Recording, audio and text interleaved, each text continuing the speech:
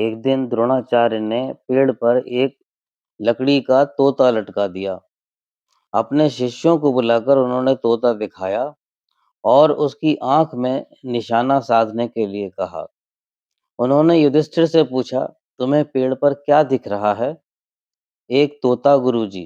भीम से भी यही सवाल पूछे जाने पर उसने कहा, मुझे फल, तोता और तोते के सिर के अलावा आकाश भी दिख रहा है। दुर्योधन ने कहा, हरे हरे पत्तों के बीच एक तोता दिख रहा है। इसी प्रकार सभी ने कुछ कुछ उत्तर दिए। अर्जुन ने अपनी बारी आने पर कहा, मुझे तोते की आंख दिखाई दे रही है। प्रसन्न होकर द्रोण ने कहा, बाण चलाओ। अर्जुन का बाण सीधा तोते की आंख में जाकर लगा।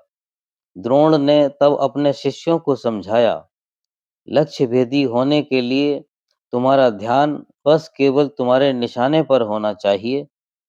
तुम्हारा ध्यान इतना गहरा हो कि तुम्हें और कुछ दिखाई ही न दे, बिल्कुल अर्जुन की तरह। एकलव्य नामक एक गरीब लड़का जंगल में रहता था। धनुर्विद्या सीखने की इच्छा से वह द्रोण के पास गया, पर उन्होंने उसे विद्या देने से मना कर दिया।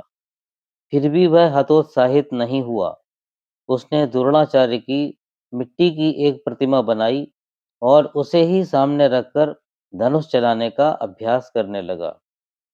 एक बार जब वह अभ्यास कर रहा था, तभी एक कुत्ता आकर जोर जोर से भौंकने लगा। एकलव्य ने बिना उसे घायल किए हुए तीरों से उसका मुंह भर दिया। कुत्ता भागता हुआ उधर गया जिधर द्रोणाचार्य राजकुमारों को शिक्षा दे रहे थे। अर्जुन ने अचंभित होकर द्रोणाचार्य से कहा, गुरुजी, यह व्यक्ति जो भी है धनुर्विद्या में अति प्रवीण है। द्रोणाचार्य उसे देखने गए। एकलव्य अभ्यास कर रहा था। द्रोणाचार्य ने उसे तुरंत पहचान लिया और उसके गुरु से मिलना चाहा। अब एकलव्य ने मिट्टी की प्रतिमा की ओर इशारा कर दिया। हाथ जोड़कर उसने कहा, गुरुजी, मुझ पर आपकी गुरु दक्षिणा उधार है। द्रोणाचार्य ने कहा, यदि ऐसा है तो अपना दाहिना अंगूठा दे दो। अचंभित एकलव्य ने सिर झुकाया और अपना अंगूठा गुरु को गुरु दक्षिणा में दे दिया। परशुराम बहुत ही अच्छे धनुर्धर थे।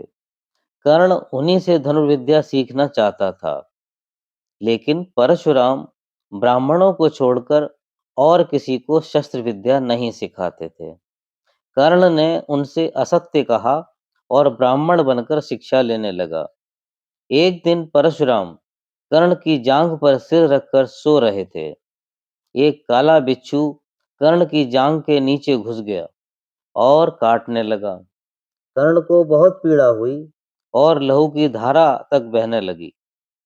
गुरु की निद्रा भंग न हो जाए, यह सोचकर कर्ण जरा भी हिला डुला नहीं। खून के गीलेपन से परशुराम की नींद खुली। उन्होंने देखा कि कर्ण की जांघ से खून बह रहा है। वह तुरंत समझ गए कि कर्ण ब्राह्मण न होकर एक क्षत्रिय है। एक क्षत्रिय ही इतना दर्द सह सकता था। क्रुद्ध होकर परशुराम ने श्राप देते हुए कहा, तुमने मुझसे असत्य कहा। जो विद्या तुमने सीखी है वह अंत समय में काम न आएगी। ऐन वक्त पर तुम उसे भूल जाओगे और रथ का चक्का धरती में फंस जाएगा। मेरी सिखाई हुई शस्त्र विद्या को भी तुम भूल जाओगे।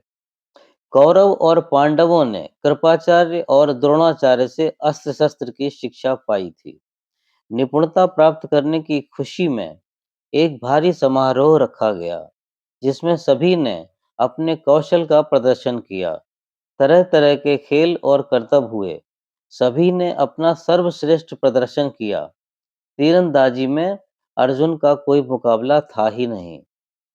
सभी दर्शक दंग रह गए। यह सब देखकर दुर्योधन ईर्ष्या से जल उठा। प्रतियोगिता चल ही रही थी कि कर्ण ने रंगभूमि में प्रवेश कर स्वयं को सर्वश्रेष्ठ धनुर्धर बताया। द्रोणाचार्य ने जो जो अर्जुन ने किया था उसे करने की चुनौती दी।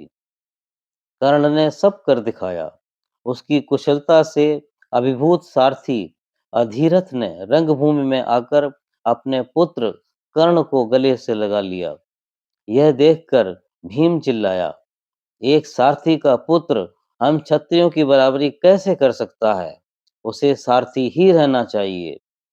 पांडव या कौरव किसी को यह पता नहीं था कि कर्ण कुंती का ज्येष्ठ पुत्र है। दुर्योधन कर्ण से बहुत प्रभावित हुआ। उसने कहा, कर्ण एक महान धनुर्धर है और आज से मेरा मित्र और अंग देश का राजा है। यह कहकर वहीं रंगभूमि में दुर्योधन ने उसका राज्याभिषेक कर दिया।